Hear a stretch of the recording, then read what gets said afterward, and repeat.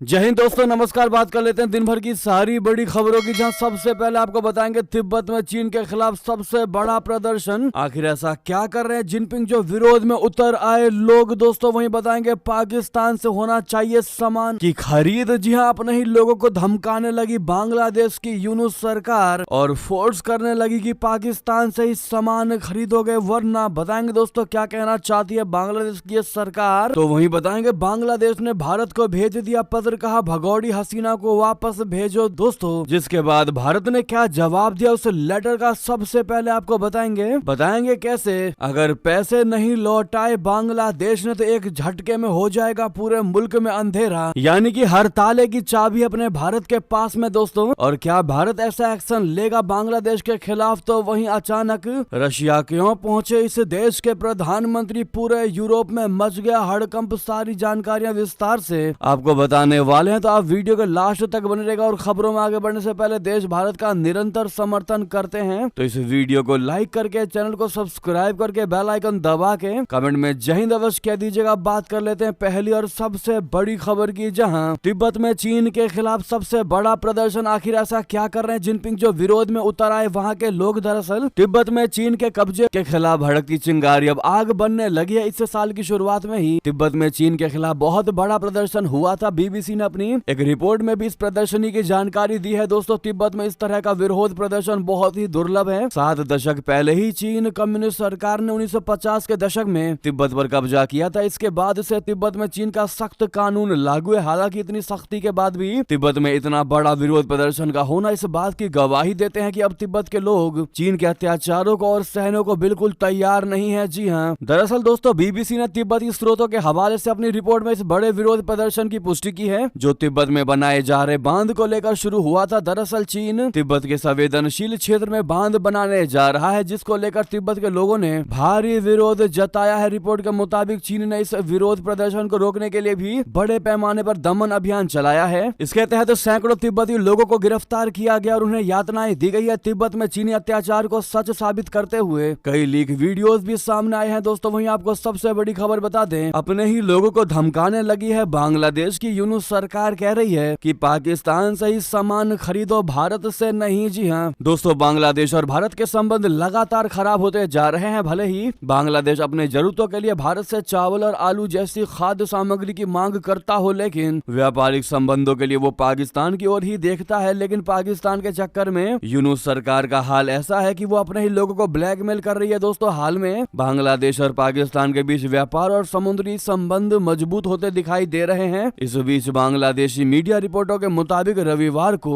MV युवान Xiang फाजहान Bangladeshi समुद्री इलाके में दाखिल हो चुका है। ये जहाज कराची से दुबई होते हुए बांग्लादेश के चटगांव बंदरगाह पहुंच गया। बांग्लादेश के गठन के बाद ये पहली बार होगा कि समुद्री समझौते के तहत कोई समुद्री जहाज सीधे पाकिस्तान से बांग्लादेश पहुंचा हो। भारत के लिए बांग्लादेश और पाकिस्तान की नजदीकी असहज करने वाली है। द इकोनॉमिक टाइम्स ने सूत्रों के हवाले से जानकारी दी है कि बांग्लादेश में कारोबारियों को जबरन पाकिस्तान के साथ कारोबार करने और वहां से सामान इंपोर्ट करने का दबाव बनाया जा रहा है। इसके अलावा ये भी कहा जा रहा है कि बांग्लादेश के शिपिंग मंत्रालय के कुछ अधिकारी भारत बांग्लादेश शिपिंग समझौते की समीक्षा करने का सुझाव दे रहे हैं। इस समझौते के तहत ही भारत की चटगांव और मोंगला बंदरगाहों तक जाने की इजाजत है। दोस्तों हालांकि उन्होंने ये नहीं कहा कि भारत से आप मत खरीदिए, लेकिन दोस्तों आप अंदाजा लगा ही सकते हैं जब मोहम्मद यूनुस की सरकार कह रही है कि तुमको सामान ही पाकिस्तान से खरीदना है, तो इसका साफ मतलब हुआ कि तुम्हें भारत से नहीं खरीदना लेकिन पाकिस्तान से खूब खरीदो, जो एक तरीके से भारत को या भारत से बैर करने की कोशिश में लगा हुआ है मोहम्मद यूनुस की यह अंतरिम सरकार। दोस्तों इस पर आपकी अब क्या राय होने वाली, आप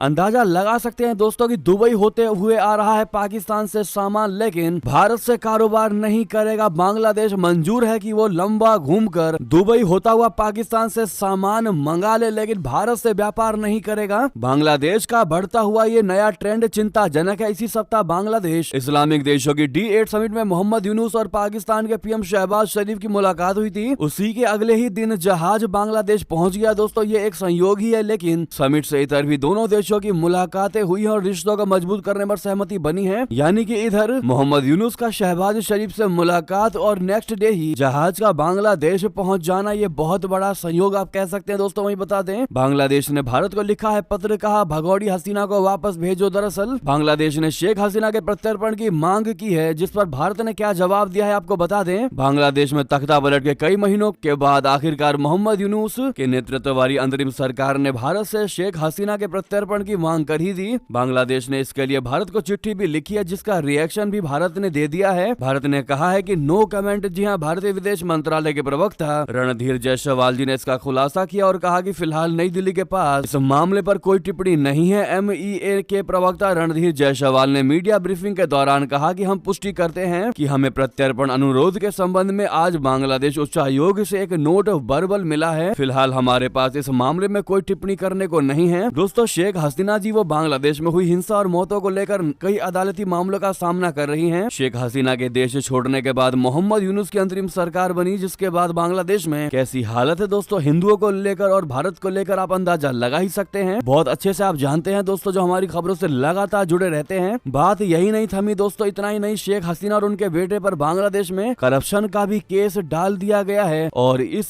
करप्शन को भारत से जोड़ा जा रहा है। बांग्लादेश के यूनुस सरकार के द्वारा बांग्लादेश के एंटी करप्शन कमीशन यानी ACC ने आरोप लगाया है कि रूसी और भारतीय फर्मों द्वारा बनाए जा रहे रूपपुर न्यूक्लियर प्लांट डील में बड़े पैमाने पर करप्शन हुआ है। जी हाँ, यानी कि दोस्तों जिसकी वजह से आज बांग्लादेश का अस्तित्व है, भारत की वजह से वो उस पर इल्जाम लगा रहा है, तो फिर मोहम्मद यूनुस की सरकार से भारत क्या ही उम्मीद लगा सकता है। इतना ही नहीं दोस्तों, भारत के खिलाफ साजिश रचने के लिए बांग्लादेश को पैसे भी मिले हैं। जी हाँ, इस महीने 3 हफ्तों में 24,000 करोड़ टका मिला है बांग्लादेश को भारत की खिलाफी करने के लिए। वो किसने दिया है वो भी आपको बता दें। बांग्लादेश के अखबार डेली ऑब्जर्वर की रिपोर्ट में इस बात का बड़ा खुलासा हुआ है, जिस खबर ने पूरे भारत में ही तहलका मचा कर रख दिया और साथ ही साथ अमेरिका तक देश में तहलका मच गया है। दोस्तों, रिपोर्ट में है कि बांग्लादेश की बैंक में दिसंबर के पहले 3 सप्ताह के दौरान यानी 1 महीने के दौरान ही देश को $2 बिलियन का विदेशी रेमिटेंस प्राप्त हुआ है। बांग्लादेश की करेंसी में यह रकम करीब 24,000 करोड़ टका बैठती है। रिपोर्ट के मुताबिक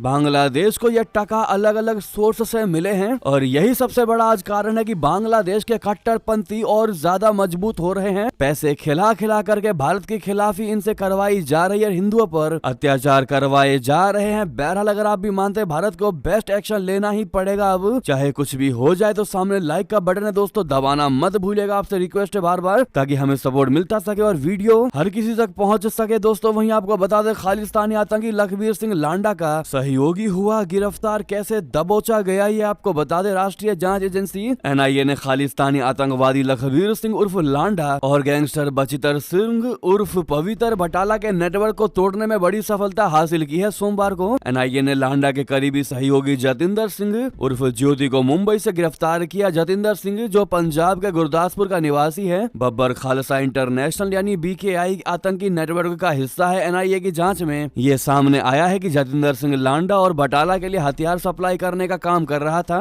NIA ने बताया कि जतिंदर ने मध्य प्रदेश के आपूर्तिकर्ता बलजीत सिंह उर्फ राणा भाई से हथियार खरीदकर पंजाब में लांडा के गुर्गो तक पहुंचाए हैं। जुलाई 2024 में बलजीत सिंह की गिरफ्तारी के बाद जतिंदर फरार था। वहीं आपको बता दें, जम्मू कश्मीर की आरक्षण पॉलिसी पर मच गया बवाल। CM उमर अब्दुल्ला के खिलाफ ही बेटा भी हुआ प्रदर्शन में शामिल। दोस्तों, जम्मू कश्मीर में उमर अब्दुल्ला के सरकार बनने के कुछ ही समय बाद अपनी ही पार्टी और अपनी ही सरकार के खिलाफ विरोध प्रदर्शन शुरू हो गया है। नेशनल कॉन्फ्रेंस के नेता और श्रीनगर से लोकसभा सदस्य आगा सैयद रूहुल्लाह मेहदी ने सोमवार को आरक्षण नीति को लेकर मुख्यमंत्री अब्दुल्ला के निवास के बाहर शांतिपूर्ण विरोध प्रदर्शन किया। दरअसल नेशनल कॉन्फ्रेंस के नेता मेहदी ने रविवार को प्रदर्शन की घोषणा करते हुए कहा था कि वो जम्मू और कश्मीर में मौजूदा आरक्षण नीति के खिलाफ शांतिपूर्वक विरोध करेंगे, जो अनुच्छेद 370 के निरस्त होने के बाद लागू की गई थी। मुख्यमंत्री उमर अब्दुल्ला ने भी रविवार को कहा कि उनकी सरकार ने आरक्षण नीति की समीक्षा के लिए एक समिति गठित की है, लेकिन वो इस मामले में कोर्ट के निर्देशों का पालन करेगी। अब्दुल्ला ने कहा है कि उनकी पार्टी JKNC अपने घोषणा पत्र के सभी पहलुओं की समीक्षा करने के लिए पूरी तरह प्रतिबद्ध है। अब्दुल्ला ने कहा कि नीति को उच्च न्यायालय में भी चुनौती दी गई है। उन्होंने कहा कि उनकी सरकार निश्चित रूप से अंतिम कानूनी विकल्प समाप्त होने पर किसी भी निर्णय से बंधी होगी। वहीं बता दें, अचानक रशिया क्यों पहुंचे इस देश के प्रधानमंत्री यूरोप में, सुनते ही मच गया हड़कंप। आखिर पुतिन से क्या हुई बात बता दें। रशिया के राष्ट्रपति व्लादिमीर पुतिन ने रविवार को क्रेमलिन में स्लोवाकिया के प्रधानमंत्री रॉबर्ट फीको के साथ वार्ता की। फरवरी 2022 में रशिया द्वारा यूक्रेन पर आक्रमण के बाद से यूरोपीय संघ में शामिल किसी देश के नेता की मॉस्को की यात्रा सामान्य बात नहीं है। क्रेमलिन के प्रवक्ता दिमित्री पेस्कोव पेस्कोव ने रूस की समाचार एजेंसी RI को बताया कि फीको यात्रा पर पहुंच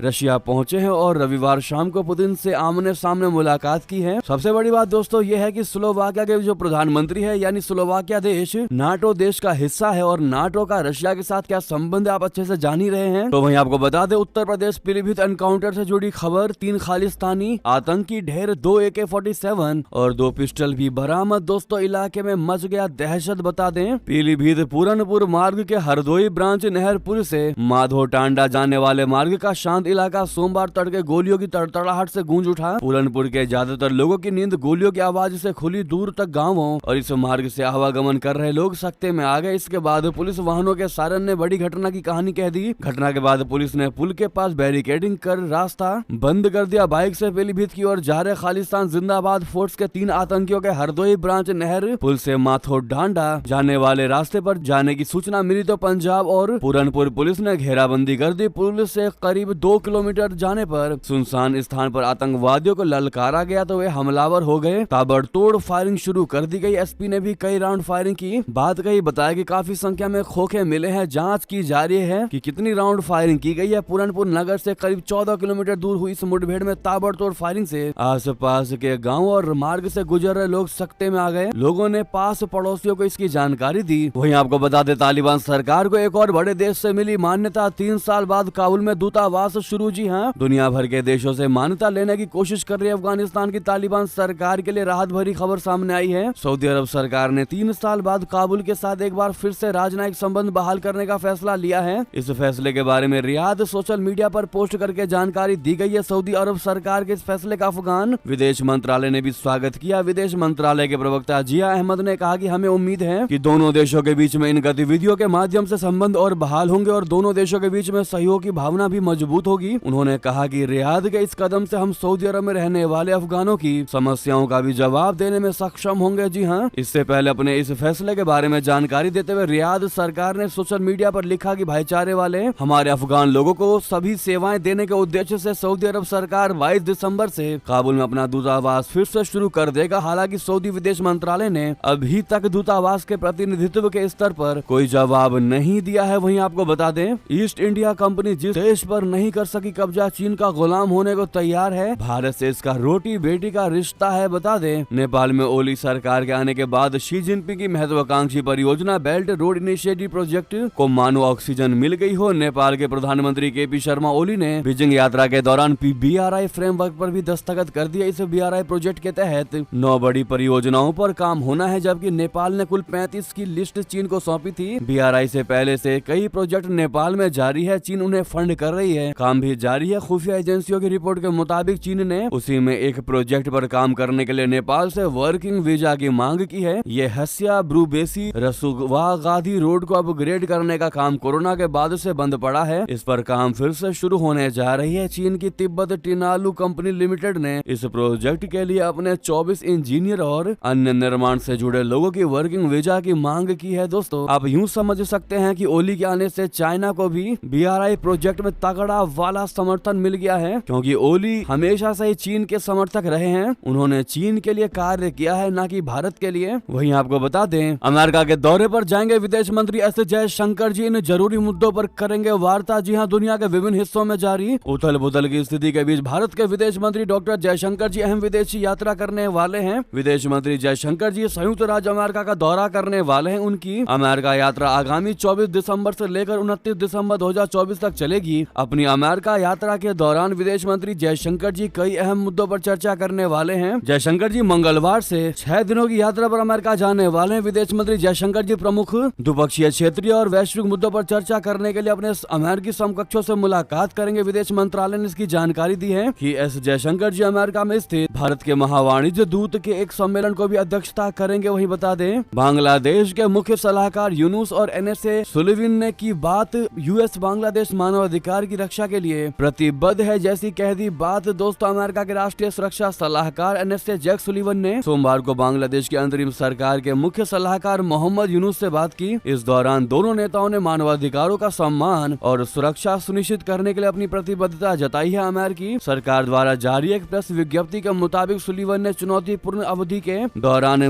बांग्लादेश के नेतृत्व के लिए यूनुस को धन्यवाद दिया। इस दौरान दौरान उन्होंने एक समृद्ध, स्थिर और लोकतांत्रिक बांग्लादेश के लिए समर्थन की पेशकश की। वहीं बता दें, दिल्ली के स्कूलों में अवैध बांग्लादेशी छात्रों को नहीं मिलेगा एडमिशन, सरकार ने जारी किया आदेश। दरअसल दिल्ली सरकार के शिक्षा निदेशालय ने अवैध बांग्लादेशी प्रवासियों के नामांकन को रोकने के लिए आदेश जारी किया है। दिल्ली सरकार की ओर से जारी आदेश के मुताबिक अवैध बांग्लादेशी प्रवासियों के नामांकन को रोकने के लिए सख्त प्रवेश प्रक्रियाओं को सुनिश्चित करने और छात्रों के दस्तावेजों को सत्यापित करने का काम किया जाएगा। इस प्रक्रिया के तहत स्कूलों को प्रवेश प्रक्रिया के दौरान बांग्लादेश से अवैध तौर पर आए प्रवासी छात्रों की पहचान करने का निर्देश दिया गया है। वहीं बता दें, डोनाल्ड ट्रंप का गुजरात से जुड़े मानव तस्करों में बड़ा ही खौफ, भारतीयों को नहीं करा रहा अवैध यात्राएं। जी हां, अमेरिका में 20 जनवरी 2025 से सत्ता बदल जाएगी। रिपब्लिकन लीडर और president elect Donald Trump America के 47वें राष्ट्रपति के रूप में पदभार ग्रहण करेंगे। चूंकि अब उनकी ओर से कार्यालय संभालने में ज्यादा दिन नहीं है, इसीलिए अमेरिका में अवैध अप्रवासियों या प्रवासियों को लेकर आशंकाओं का बाजार गर्म है। वजह भी है क्योंकि ट्रंप ने चुनावी अभियान में अवैध अप्रवासियों को खूब निशाना बनाया। उनकी ओर से चुने गए बॉर्डर जार ने भी सख्त लहजे में कहा था कि अवैध रूप से अमेरिका में रहने वाले बाहरी अपना सामान पैक कर ले। जी हाँ, मीडिया में ट्रंप के मास डिपोर्टेशन प्लान के संबंध में ढेरों खबरें हैं। इस बीच टीओआई ने अवैध अप्रवासियों से संबंधित एक विशेष स्टोरी की है, जिसमें गुजरात से जुड़े अवैध तस्करी नेटवर्क्स के एक सूत्र और राज्य के ही एक पुलिस अधिकारी से बातचीत शामिल है। इसके आधार पर ऐसा लगता है कि गुजरात से जुड़े मानव तस्करों में डोनाल्ड ट्रंप का खौफ है, जिससे वो ट्रंप के चुनाव जीतने के बाद से ही भारतीयों को अमेरिका भेजने के लिए अवैध यात्राएं संचालित नहीं कर रहे हैं। वहीं बता दें, कनाडा में ट्रूडो की सियासी नैया डूबना क्या तय मानी जा रही है। दोस्तों, खुद की पार्टी ही बन गई है जस्टिन ट्रूडो की बहुत बड़ी दुश्मन, अब देना पड़ेगा इस्तीफा। जी हाँ, कनाडा के प्रधानमंत्री जस्टिन ट्रूडो विदेशी मोर्चे पर संकटों से जुड़ते जुड़ते अब अपने ही देश में घिर गए हैं। एक कहावत भी है कि दुनिया कितनी भी प्रताड़ना दे दे, अगर परिवार मजबूत है तो हर दम्भ को, हर प्रताड़नाओं को झेल जाता है, लेकिन अगर परिवार में ही फूट पड़ जाए तो संसार बिखर जाता है। ठीक वही दोस्तों जस्टिन ट्रूडो के साथ होता नजर आ रहा है। अब तक प्रधानमंत्री पद पर बने रहने वाले जस्टिन ट्रूडो बाहरी दम्भ झेल रहे थे और वो किसी भी कीमत पर प्रधानमंत्री बने हुए थे, लेकिन अब उनकी ही पार्टी में फूट पड़ चुकी है, जो जस्टिन ट्रूडो की बर्बादी का बड़ा कारण बन सकती है। आपको बता दें, प्रधानमंत्री जस्टिन ट्रूडो ने अपनी ही पार्टी के भीतर समर्थन को खो दिया है। ओटावा से सांसद चंद्र आर्य ने मीडिया को बताया है कि ट्रूडो के खिलाफ उनकी ही पार्टी से बगावत की चिंगारी उठी है। ये हालात तब हुए हैं जब अमेरिका की ओर से कनाडा पर 25% टैरिफ लगाने की बात सामने आई। इस मुद्दे पर ही बीते दिनों ट्रूडो की सरकार में डिप्टी पीएम क्राइस टिया ने करीब एक दशक बाद उनका साथ छोड़ दिया। दोस्तों, वहीं बता दें,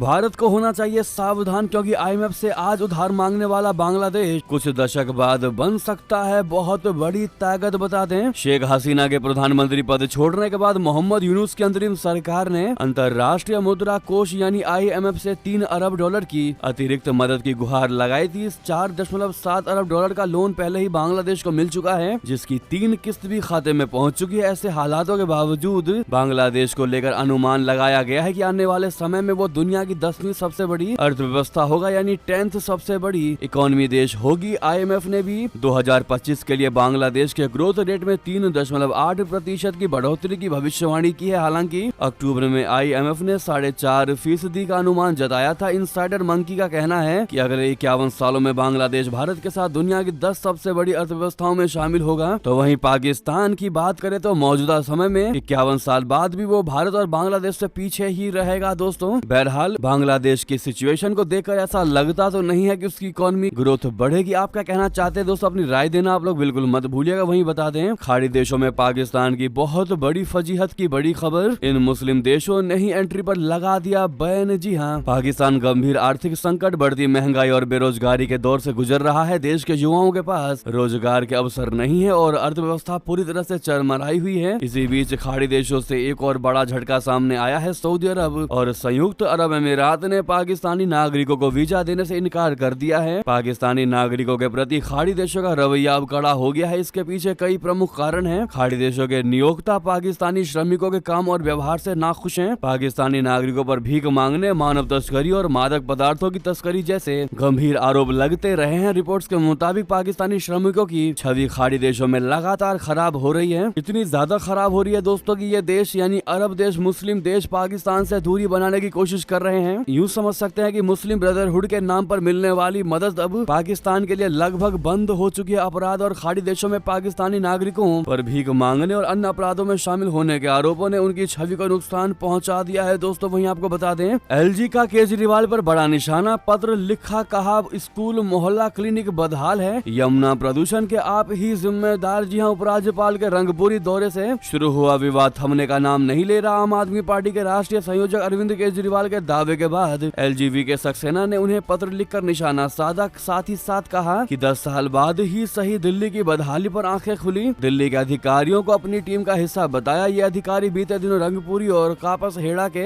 दौरे पर एलजी के साथ गए। जी हां, एलजी ने केजरीवाल पर निशाना साधते हुए कहा कि जिस तेजी से रंगपुरी मामले में तेजी दिखाई, उसी तेजी से किराड़ी, बुराड़ी, संगम विहार, गोकुलपुरी, मुंडका, नागलोई, रानी खेड़ा, कलंदर कॉलोनी सहित अन्य इलाके के दौरे भी दिखाई देने चाहिए थे। साथ ही ऐसे स्कूलों की तरफ ध्यान देते जहां एक ही कमरे में 2 कक्षा के छात्र को अदृश्य शिक्षक पढ़ाते हैं। यानी कि कुल मिलाकर के एलजी ने केजरीवाल पर बड़ा निशाना साध दिया और केजरीवाल की कमी उनको बता दी। वहीं दोस्तों अखिलेश यादव ने आरएसएस चीफ को किस बात पर दे डाली सलाह, कहा भागवत अगर मुख्यमंत्री को फोन कर दें तो इस तरह का कोई विवाद नहीं होगा। जी हां, समाजवादी पार्टी के अध्यक्ष अखिलेश यादव ने मस्जिदों और दरगाहों के नीचे मंदिर होने के दावों की आलोचना करने वाले राष्ट्रीय स्वयंसेवक संघ प्रमुख मोहन भागवत के हाल के बयान पर प्रतिक्रिया देते हुए सोमवार को कहा कि भागवत को अपनी ये बात सत्तारूढ़ भारतीय जनता पार्टी यानी भाजपा को समझानी चाहिए। अखिलेश यादव ने कहा कि भागवत अगर मुख्यमंत्री को फोन कर दें तो इस तरह का कोई विवाद नहीं होगा। इस पर आपकी क्या राय है दोस्तों, बताना बिल्कुल मत भूलिएगा। तो वहीं बता दे, पीएम मोदी जी ने सीएम नीतीश कुमार को दे दिया बड़ा उपहार, पटना विवि को मिली बड़ी सौगात। जी हां, मुख्यमंत्री नीतीश कुमार लंबे समय पर पटना विश्वविद्यालय के लिए केंद्रीय विवि का दर्जा मांग रहे थे। वो मांग पूरी होते होते इस बार भी रह गई, लेकिन केंद्रीय शिक्षा मंत्रालय ने पटना विश्वविद्यालय को 100 करोड़ का पैकेज दिया है। बिहार के उप मुख्यमंत्री सम्राट चौधरी ने पहले पटना विवि को केंद्रीय विवि का दर्जा मिलने की जानकारी देते हुए इसे ऐतिहासिक बताया था। हालांकि फिर बाद में उन्होंने ही सोशल मीडिया पोस्ट में स्पष्ट कर दिया कि पीएम उषा योजना के तहत 100 करोड़ की राशि दी गई है। जी हाँ, इसी बीच ये थी भी की सारी बड़ी खबरें। आपको खबर कैसी लगी कमेंट में बताना बिल्कुल मत भूलिएगा। साथ ही इस वीडियो को लाइक करके चैनल को सब्सक्राइब करके बेल आइकन दबा के कमेंट में जय हिंद कह दीजिएगा। दोस्तों मिलते हैं अगली बड़ी खबर में। यहाँ तक बने रहने के लिए आप सभी का बहुत बहुत धन्यवाद। जय हिंद, जय भारत।